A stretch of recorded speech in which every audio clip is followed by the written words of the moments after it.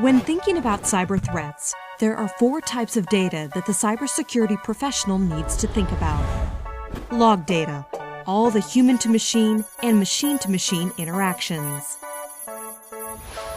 Threat intelligence data, the perspective of others, what's happening outside of my environment.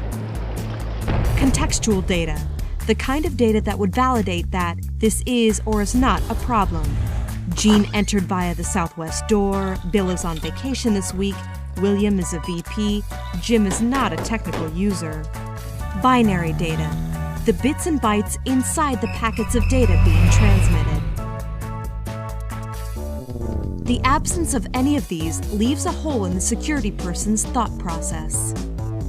Sometimes the amount of data can be overwhelming.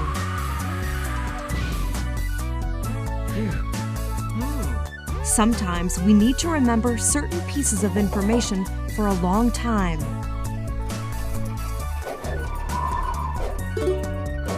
So we've got to take in a variety of highly variable data types from a wide variety of data sources, and at volumes and velocities which are tough to handle.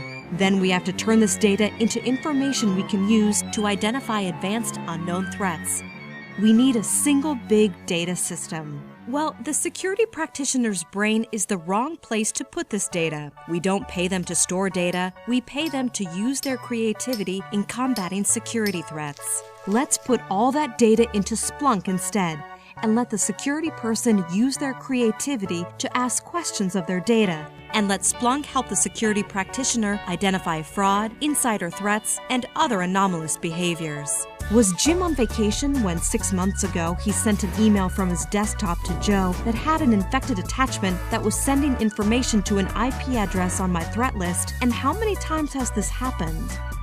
When asked questions, Splunk returns the information as a table or a graphic that lets the security professional view the information in the context of other data in a particular time frame. They can then pick out suspicious event patterns and build a security story from available data. It looks like Bill's machine has a suspicious pattern of logins to a variety of hosts and is attacking them in a number of different ways. They can share what they found and view all supporting log data chronologically. Understanding security requires that we free the security person from having to manage collectors and connectors that perform upfront normalization. This way of thinking about security makes the security person smarter by allowing them to gather and view all data as security relevant and see that data in as much context as possible.